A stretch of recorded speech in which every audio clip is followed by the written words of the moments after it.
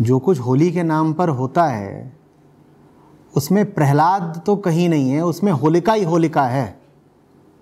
लोगों ने ये जो नाम है होली, लगता है इसका कुछ गलत अर्थ कर लिया। उन्हें लगा होली का मतलब है कि आज होलिका माता को याद करना है और उनको प्रेम से श्रद्धांजलि अर्पित करनी है। बेचारियों ने अपनी शहादत दी थी आज।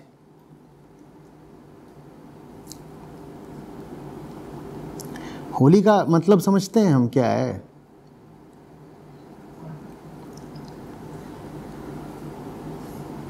होली का मतलब है कि कोई भी कीमत देनी पड़ जाए,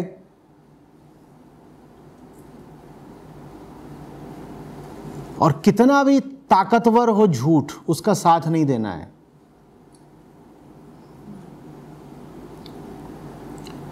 हिरण्यकश्यप सिर्फ राजा ही नहीं था, प्रहलाद का बाप भी था।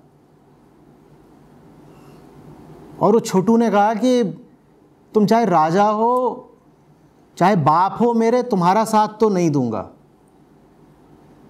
और वो कोई साधारण राजा नहीं था, वो वरदान प्राप्त राजा था, अगर पौराणिक कथा पर विश्वास करें तो।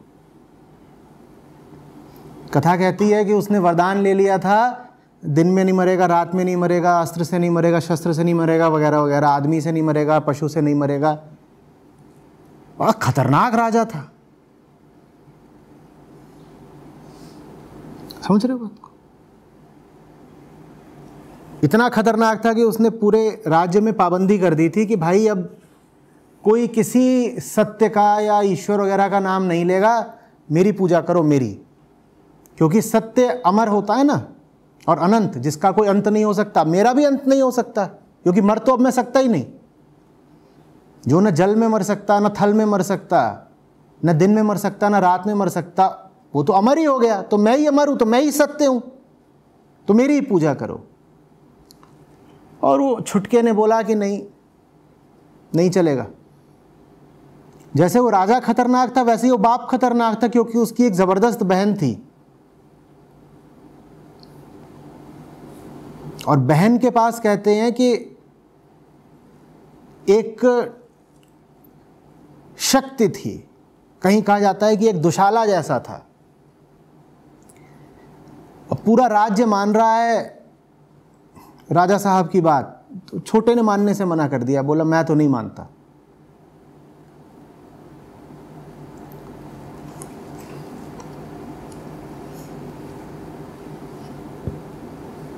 तो राजा ने कहा अपने हाथों से इसको क्या मारूं, बुरा लगेगा। पहले तो उसको बहुत लालच दिए और बहुत डराया धमकाया, भी वो काहे को माने। बोला मैं नहीं मानता, आप होंगे मेरे बाप, चाहे आप होंगे राजा, चाहे आप होंगे वरदान प्राप्त, मैं नहीं मानता तो नहीं मानता।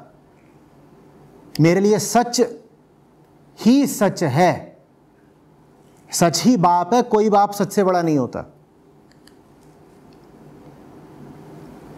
तो देवी जी आई हैं, देवी जी को कहा गया है कि इसको ना चुपचाप गोद में बैठा करके आग से गुजर जाओ, तुम्हें तो कुछ नहीं होगा, ये मर जाएगा।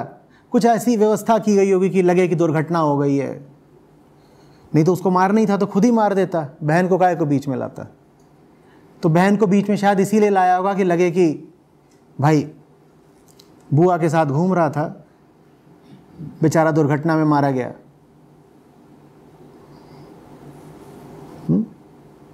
अब बुआ जी उसको लेके आग से निकली, तो कहने वाले कहते हैं कि कुछ ऐसी हवा चली कि बुआ जी ने जो पहन रखा था वो उड़ करके प्रहलाद पे चला गया। तो प्रहलाद तो बच गया, और बुआ जी को इतने जख्म आए होंगे, इतना जल गई होंगी कि बुआ जी फिर साफ हो गई। छोटू अपना कूद फांद के भाग आया होगा, बच गया।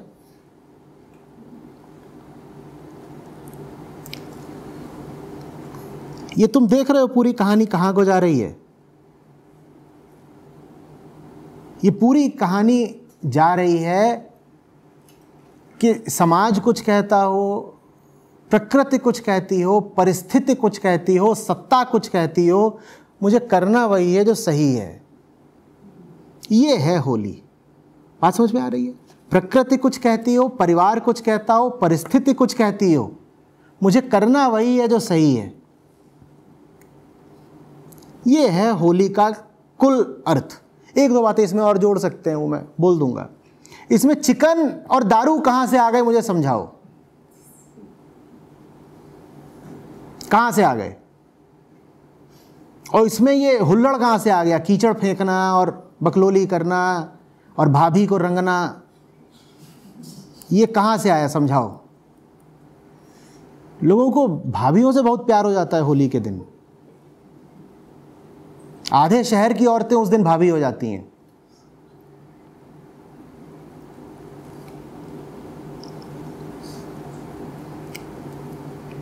अब राजा को आया गुस्सा, बोला तू बहुत फायर प्रूफ हो रहा है ना, तो एक लोहे का खंभा बिल्कुल गर्म करा दिया। बोला तुझे तो आग से कुछ होता नहीं, तो ये खंभा है, जा लिपट जा इससे। भाई तू तो अभी अभी आग से गुजर के आया है, तुझे कुछ हुआ नहीं, बुआ बेचारी मर गई, तो ये खंभा भी मैंने गर्म करा दिया, जाके लिपट जा। अब छोटू को डर तो लगा होगा, जो भी हुआ होगा, पर प्रहलाद बोला ठीक है, पर आपको तो नहीं मान लूंगा भगवान। दुनिया को आप बुद्धू बना सकते हो, मुझे तो पता है ना आप कौन हो, नहीं मानूंगा। तो वो गया वो खंभे को, और फिर कहानी में इस तरह से है कि उसी खंभे से फिर एक जीव प्रकट हुआ जो आधा शेर था आधा इंसान था। और समय क्या हो रहा था उस वक्त? सूर्यास्त का हो रहा था, जब न दिन था न रात थी।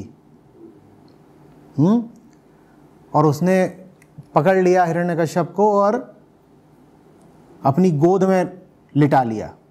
तो माने आप न तो हवा में हो, ना आप जमीन पर हो,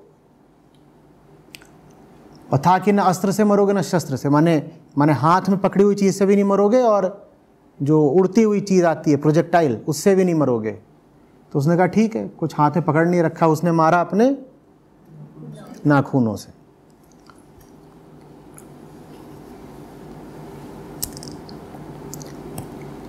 बहुत चालाक हो रहा था हिरण्यकश्यप, है ना, बड़ी तपस्या की, लेकिन वरदान क्या मांगा कि मैं मरूं नहीं, मैं ही राजा बन जाऊं, मैं ही भगवान बन जाऊं। आप देख रहे हो, तपस्या करना भी एक संसाधन होता है, पर उसका इस्तेमाल किस तरफ कर रहे हो। तपस्या में मेहनत लगती है, अनुशासन लगता है,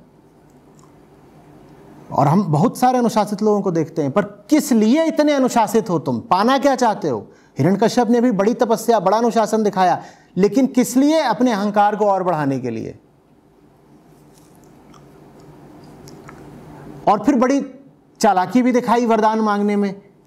देख रहे हो चालाकी क्या? कि ऐसे नहीं मरूं, ऐसे नहीं मरूं, ऐसे नहीं मरूं, ऐसे नहीं मरूं।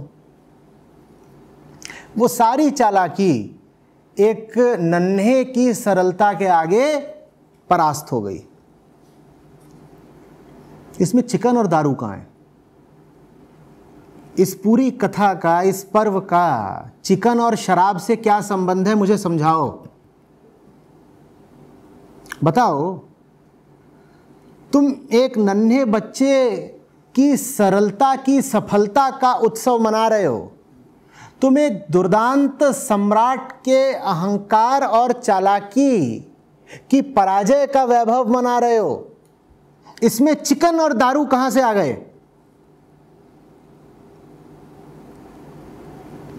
बोलो।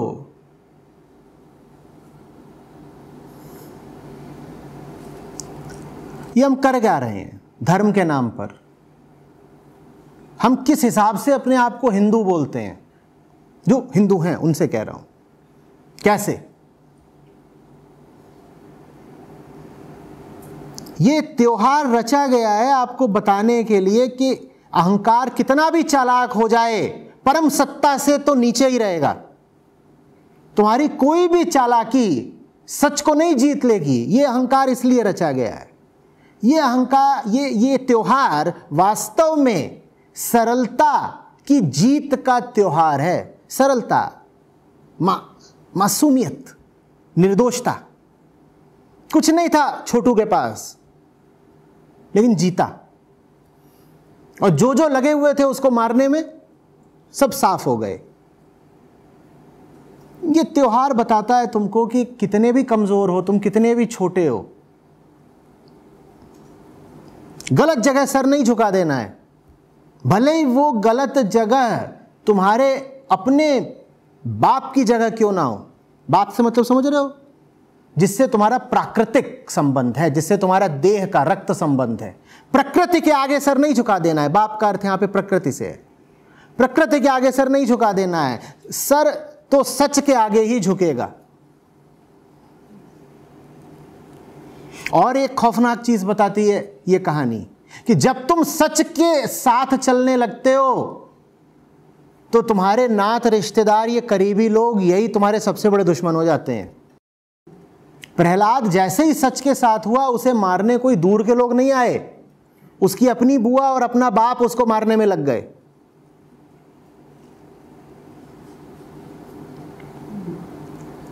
समझ में आ रही है बात? इसमें चिकन और दारू कहां से आए, समझाओ। या कहानी में कहीं यह भी लिखा हुआ है कि प्रहलाद इसलिए बच गया क्योंकि साइड में एक छोटी सी रखे हुए था तो डर नहीं लग रहा था उसको।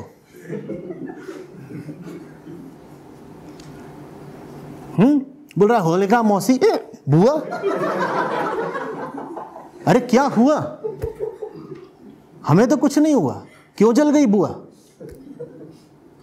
कुछ ऐसा था। तो होली का संबंध शराब से कैसे लग गया?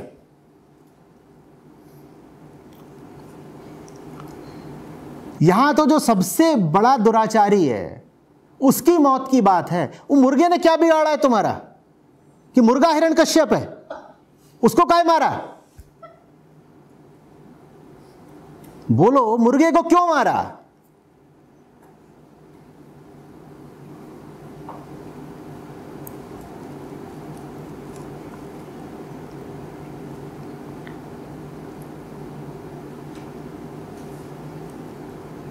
मुर्गे से दुश्मनी क्या है बताओ? कोई भी त्योहार आए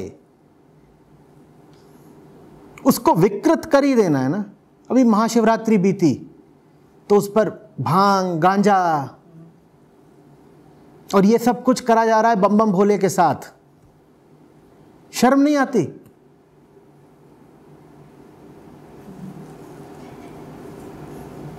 एक को मैंने पकड़ा था एक बार, बोलता है मैं तो भोले का भूत हूं। मैंने कहा भोले का तो तू नहीं है पहली बात, और भूत तुझे अब मैं बनाऊंगा।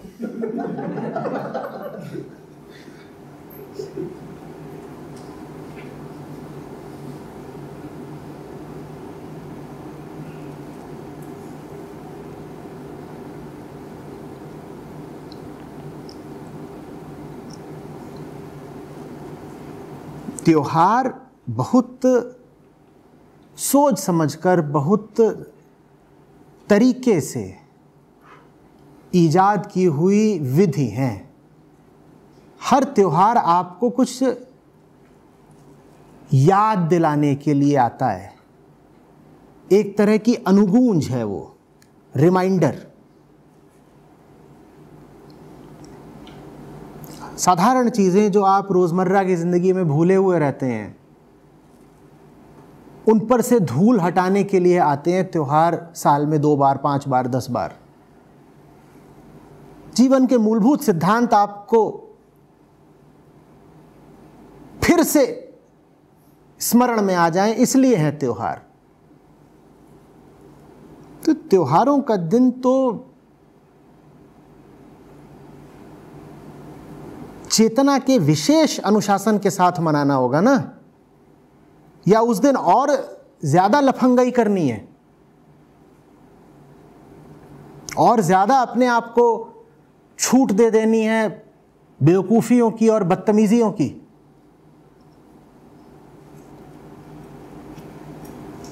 कि आमतौर पर जितने जानवर नहीं कटते प्रतिदिन, उससे कई गुने कट रहे हैं त्योहार के दिन। ये कौन सा त्योहार है?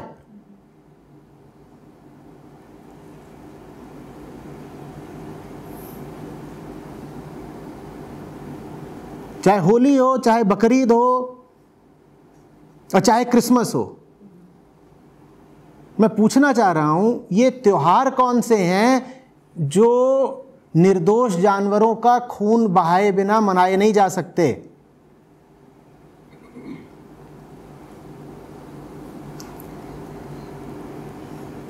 और होली इत्यादि पर तो कभी परंपरा भी नहीं थी ये सब करने की। ये कहां से भारत में प्रभाव आ रहे हैं कि अब होली पर और दिवाली पर भी मांस खाना प्रचलित होता जा रहा है? कौन सिखा रहा है हमें ये सब?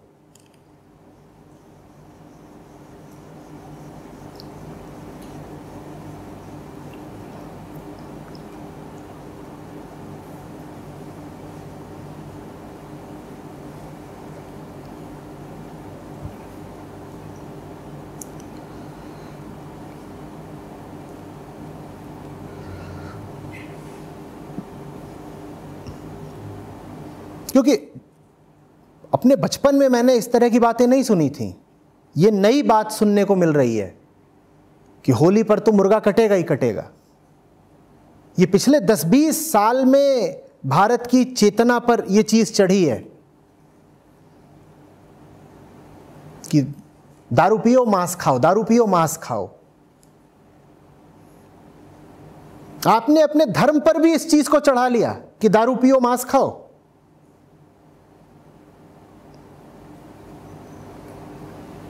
साधारण जीवन पर तो चढ़ ही गया है।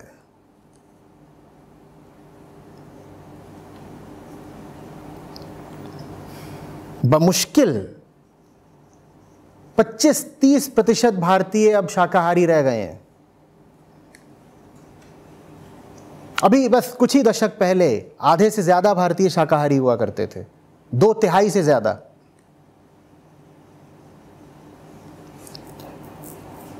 ये सब कहां से सीख लिया? किसका प्रभाव पड़ रहा है भारत की चेतना पर? कुछ वर्षों से देख रहा हूं कि इस दिन लोग एक दूसरे को रंग लगाते हैं। जवान लोग मोटरसाइकिल इत्यादि पर सवार होकर निकलते हैं, एक दूसरे पर अंडे, कीचड़ इत्यादि फेंकते हैं। लड़कियों पर पानी के गुब्बारे इत्यादि फेंके जाते हैं।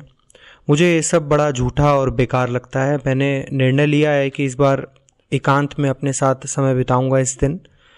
आचार्य जी कृपया बताएं कि होली को बिताने का सम्यक तरीका क्या है, ताकि मैं अपने साथियों को भी बता सकूं।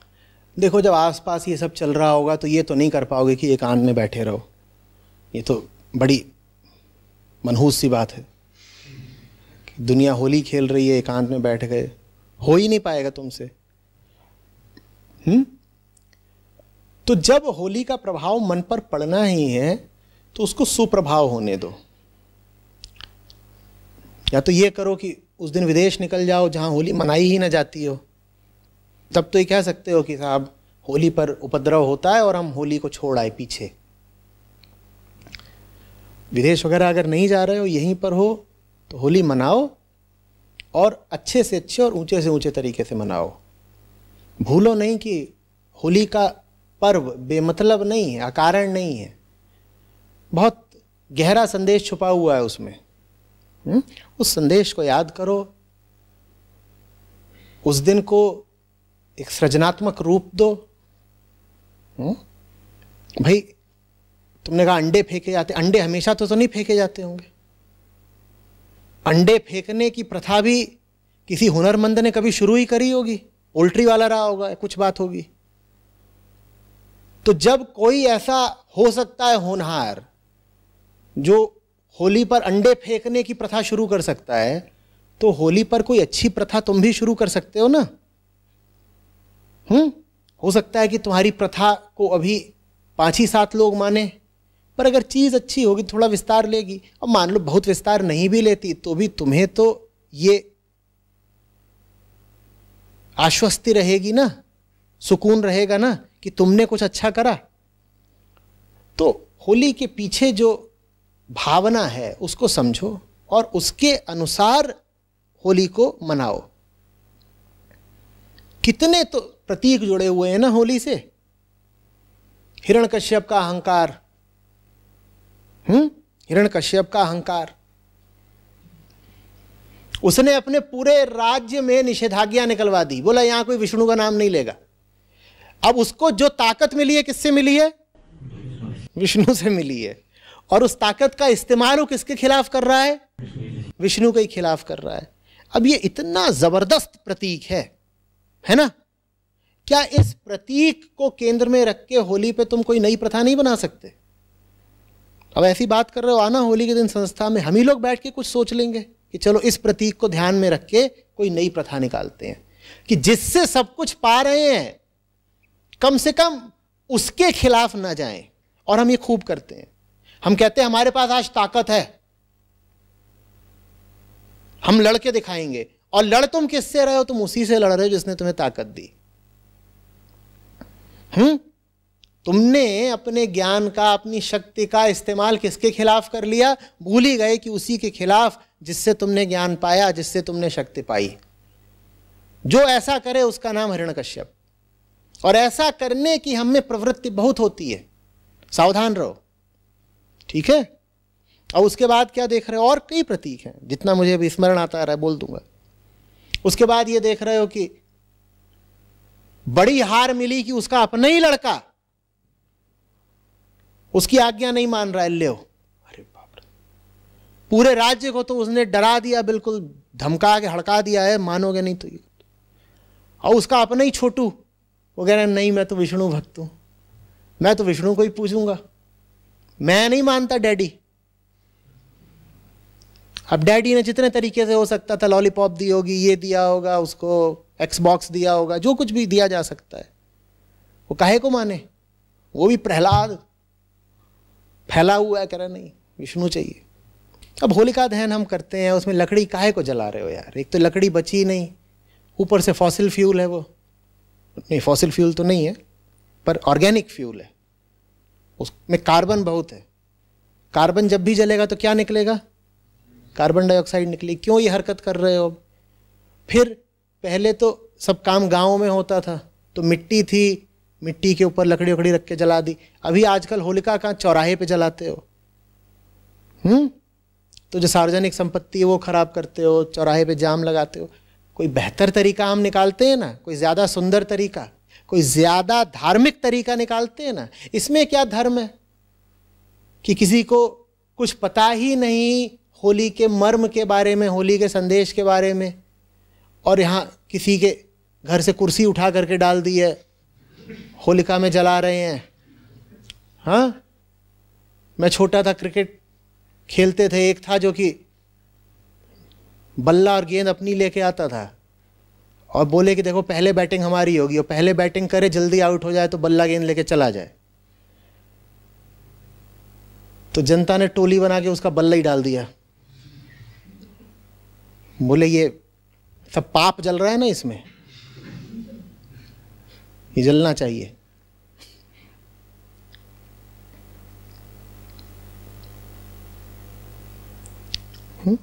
कुछ और जलाते हैं, जला सकते हैं क्या? आमंत्रण है, समस्या है, लेकिन चुनौती भी है और संभावना भी है। कुछ ऊंचा कर सकते हैं क्या हम? वही तो सच्ची धार्मिकता है ना। लगातार आगे बढ़ते रहो, चरैवेति चरैवेति, निरंतर आरोहण होता रहे चेतना के उच्च से उच्चतर स्थलों पर। ये सब करो। ये नहीं कि हम होली का बहिष्कार कर रहे हैं, हम होली मनाएंगे नहीं, हम छुप के बैठ जाएंगे, देखो मुंह पे कीचड़ लगा दिया। कुछ और करके देखते हैं। वैसे अभी एक बेहतर चीज तो होने लगी है। पहले जो रासायनिक रंग आते थे आज से 10 साल पहले ज़्यादा तक, अब उसकी अपेक्षा मैं समझता हूँ ऑर्गेनिक रंग आते हैं ना, फूलों वूलों से बने हुए, उस हद तक तो मामला वैसे ही ठीक हो गया है। पर वो बहुत छोटे तल का सुधार है, हमें उससे बहुत बड़ा सुधार चाहिए। एक बात समझ लो अच्छे से, अगर चाहते हो कि धर्म मर ही ना जाए, बिल्कुल विलुप्त ही ना हो जाए, तो धार्मिक प्रथाओं को सुधारना होगा। नहीं तो ये सब कीचड़बाजी, गुब्बारेबाजी, अंडेबाजी करके तुम उन्हीं लोगों की आवाज़ बुलंद कर रहे हो जो कहते हैं कि धर्म बेकार चीज़ है। और आज जानते हो ना कितने ऐसे लोग हो गए हैं। और मैं पश्चिम की नहीं बात कर रहा, हिंदुस्तान में भी मुझे लगता है अधिकांश आबादी ऐसी हुई जा रही है, ख़ास तौर पर नए जवान लोगों की, उनमें भी अंग्रेज़ी बोलने वाले लोगों की, जो कहते हैं कि रिलीजन इज़ ए न्यूसेंस, कि धर्म एक झंझट भर है उनकी नज़र में। वो कहते हैं धर्म चाहिए क्यों है, धर्म से सिर्फ नालायकियाँ होती हैं, बदतमीजियाँ होती हैं, धर्म बर्बादी का कारण है, ऐसा उनका कहना है। और तुम ऐसों की गाड़ी पर अंडा मारोगे तो कहेंगे देखा मुझे तो पता ही था कि धर्म का मतलब बेवकूफ़ी। और ख़ास तौर पर याद रखो, सनातन धर्म पर बहुत हमला हो रहा है इस समय, वैदिक धर्म पर ज़बरदस्त हमला हो रहा है इस समय। तो जो लोग हमला कर रहे हैं उनको बिल्कुल मौका मत दो, ज़रा भी अवसर मत दो कि वो तुम्हारे धर्म में खोट निकाल पाएं। ये अंडेबाजी वगैरह करके तुम धर्म के दुश्मनों के ही हाथ मजबूत कर रहे हो। ये बात समझ में आ रही है? वो यही तो कहते हैं, वो कहते हैं जितने धार्मिक लोग हैं ये सब मंदबुद्धि हैं, ये पागल हैं, यही कहते हैं ना, उनका यही तो इल्जाम है। वो कहते हैं धार्मिक होने का मतलब है कि अंधविश्वासी होगा, रूढ़िवादी होगा, ठप दिमाग का होगा। भक्त शब्द को उन्होंने अब गाली बना लिया है। भक्ति की ये दुर्दशा हुई है। तुम चाहते हो ऐसा होता रहे? यहां बैठे हो तो मैं समझता हूं धर्म से कुछ प्रेम है। धर्म से अगर प्रेम है तो धर्म के नाम पर बेवकूफियां करना एकदम छोड़ दो। तुम धर्म के नाम पे पेड़ काटोगे, तुम धर्म के नाम पे अराजकता अव्यवस्था करोगे, तो तुम धर्म का ही नाम खराब कर रहे हो। और धर्म बेचारा वैसे ही डूब रहा है आज के समय में। जिस प्रहलाद की स्मृति में, जिस प्रहलाद के सम्मान में होली का त्यौहार हम मनाते हैं, उस प्रहलाद का भाव देखिए, उस प्रहलाद की श्रद्धा देखिए। वो कह रहा है पिता मेरे कितने ही बलशाली हों, मैं अपने ही पिता के खिलाफ खड़ा हो जाऊंगा अगर वो सत्य की अवहेलना कर रहे हैं, अगर वो सच्चाई के विरुद्ध जा रहे हैं। और प्रहलाद क्या है? बालक मात्र है। और क्या ताकत है उसके पास? कुछ नहीं। और सामने उसके क्या है? उसके सामने एक अति बलशाली राजा है और उसके सामने पिता है, पिता का मोह है, पिता के प्रति जो प्राकृतिक आकर्षण होता है वो है। लेकिन वो बच्चा रक्त के संबंध की परवाह नहीं करता। वो कहता है पिता से होगा खून का रिश्ता, खून के रिश्ते से ज्यादा बड़ा कुछ और होता है। न वो खून के रिश्ते की परवाह करता है, न सामने जो अत्याचारी है उसके बल की परवाह करता है। वो कहता है झुकूंगा तो सिर्फ सच के सामने, न शरीर के संबंध के सामने झुकूंगा, न समाज के सामने झुकूंगा, न पिता के सामने झुकूंगा, न राजा की ताकत के सामने झुकूंगा। मैं झुकूंगा तो सिर्फ एक चीज के सामने, एक सत्ता के सामने जो इस योग्य है कि उसे नमित हुआ जाए। तो जब हम दोस्तों, यारों, संबंधियों के पास जाएं होली में तो सदा याद रखें कि पहला संबंध हमें प्रहलाद ने सिखाया है कि सत्य के साथ होना चाहिए। बाकी सब संबंध पीछे के हैं। प्रहलाद ने अपने पिता को भी पीछे छोड़ दिया था। सच्चाई इतनी बड़ी चीज है कि उसके लिए किसी को भी पीछे रखा जा सकता है। अगली बात, हम हो सकता है बहुत चालाक हों, हम हो सकता है बड़े सिद्धहस्त हों, हमें हो सकता है उसी तरह कुछ सिद्धियां प्राप्त हों जैसे होलिका को प्राप्त थीं।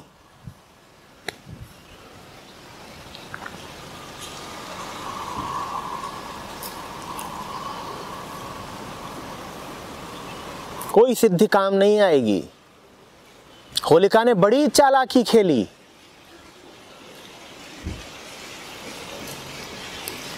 बोली आ प्रहलाद मेरी गोद में बैठ जा। अब प्रहलाद बालक, मासूम, निर्दोष, भोला भाला, वो बैठ गया और होलिका चढ़ गई प्रज्वलित अग्नि पर। और होलिका की चालाकी ये थी कि मेरा तो कुछ बिगड़ेगा नहीं, प्रहलाद जल मरेगा। हुआ उल्टा। होलिका की चालाकी ही उसे उसके अंत तक ले गई। होलिका की चालाकी ही उसे ज्वालाओं तक ले गई। यही सीख है हमको भी, जो जितना चालाक होगा वो अपनी चालाकी के द्वारा ही जल मरेगा। बड़ी से बड़ी चालाकी निर्दोष मासूमियत के सामने छोटी है। जब भी कभी द्वंद्व होगा चतुरता में, होशियारी में, चालाकी में और निर्दोषता में, भोलेपन में, मासूमियत में, यकीन मानिए, श्रद्धा रखिए, मासूमियत जीतेगी, निर्दोषता जीतेगी। चालाकी बड़ी चीज लगती है, पर चालाक लोगों का वही हश्र होगा जो होलिका का हुआ था। तो जब आप होली का त्यौहार मना रहे हो तो अपनी चालाकी को जरा पीछे छोड़ दीजिएगा। प्रहलाद की तरह बालमना हो जाइएगा, प्रहलाद की तरह भोले हो जाइएगा, निर्दोष हो जाइएगा। होली अवसर है अपनी चालाकियों को पीछे छोड़ने का। दुर्भाग्य की बात है कि समय कुछ ऐसा है अभी कि हमें लगता है कि जो जितना चालाक है वो जीवन में उतना आगे बढ़ेगा। बात बिल्कुल झूठी है।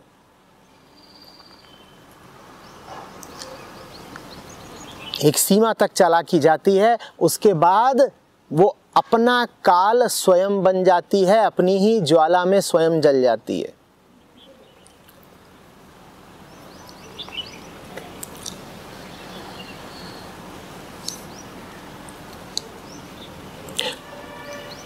और आखिरी बात,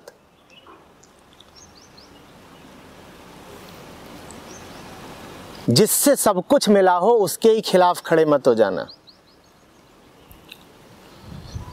भगवान से वरदान पाए हिरण्यकश्यप ने और वो भगवान के ही खिलाफ खड़ा हो गया।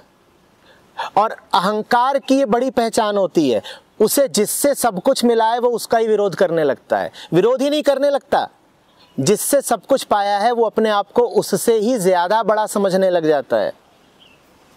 हिरण्यकश्यप जिससे पा रहा है वरदान, कह रहा है मैं उसी की पूजा नहीं करूंगा, और न सिर्फ मैं नहीं करूंगा बल्कि पूरे राज्य में निषेधाज्ञा है, कोई पाया ना जाए ईश्वर की वंदना करते हुए। मेरी ही सत्ता है। भूल गया बिल्कुल कि उसको ये सत्ता मिली किससे।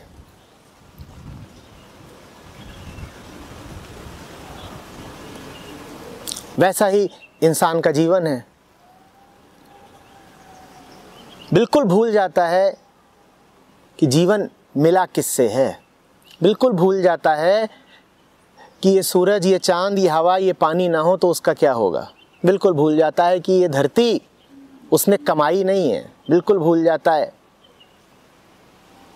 कि जीवन की मूल चीजें उसे मुफ्त ही मिली हुई हैं, उपहार स्वरूप। कोई अनुग्रह, धन्यवाद का कोई भाव उसके मन में नहीं उठता परमात्मा के प्रति,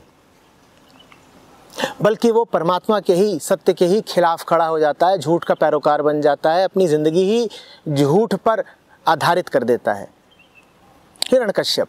हिरण्यकश्यप का उदाहरण है। किसी न किसी अर्थ में हम सब हिरण्यकश्यप हैं, किसी न किसी अर्थ में हम सब के भीतर नन्हा प्रहलाद भी बैठा हुआ है। होली का अवसर इसलिए है कि हम अपने भीतर के प्रहलाद को जागृत करें, हिरण्यकश्यप और होलिका को जरा दूर करें स्वयं से। सब है हम में। हिरण्यकश्यप का अहंकार है, होलिका की चालाकी है, और प्रहलाद की निर्मलता, निर्दोषता भी है हम में। जिसने आपको सारे वरदान दिए, निश्चित रूप से वो उन वरदानों से बड़ा होगा।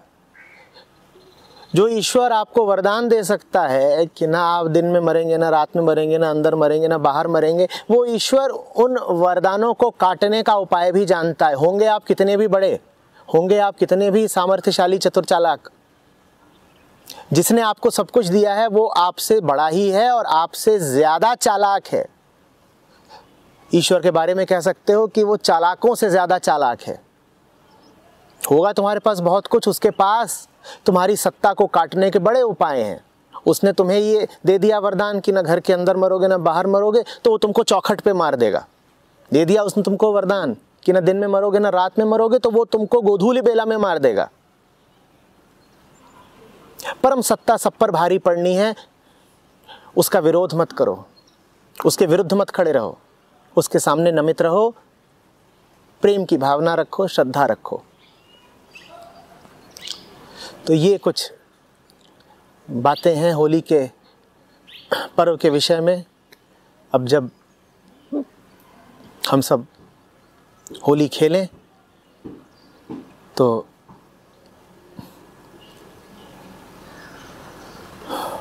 बाहर के रंगों के साथ साथ भीतर उसका भी सुमिरन करते रहें जिसका कोई रंग नहीं है।